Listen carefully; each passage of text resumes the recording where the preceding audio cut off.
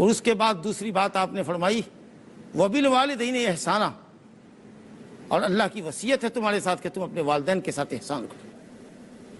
ہر اچھی بات والدین سے کہو، ہر اچھا کام، ہر اچھی خدمت والدین کی کرو، ان سے تکلیفوں کو دور کرو، ان کے حق میں دعائیں کرو، ان کی خدمت کرو، چمٹ کے ان کی خدمت کرو، ان کی خدمت میں اپنے لیے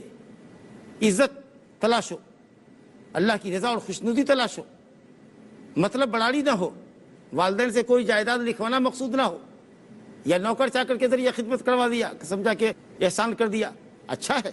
نوکر چاکر کے ذریعے خدمت کرانا یہ بھی والدین کے ساتھ حسن سلوک ہے، لیکن اگر وہ کام خود ہم کریں تو یہ بڑھ کے احسان ہوگا، بڑھ کے نیکی ہوگی۔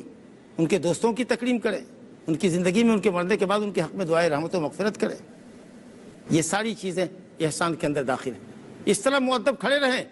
جیسے کہ ایک مجرم نوکر اپنے آقا اور مالک کے سامنے کھڑا ہوتا ہے، اور ہمیشہ نرم گفتاری کے ساتھ، شیریں کلامی کے ساتھ، اچھے انداز سے والدین کے ساتھ گفتگو کریں۔ وَبِالْوَالِدَيْنِ احسانہ۔ اور اس سلسلے میں بہت سی آیات اور حدیث ہے، ہمارے بعض دروس کے اندر، توحید کے درس کے اندر کچھ حدیثوں کا ذکر آ چکا ہے۔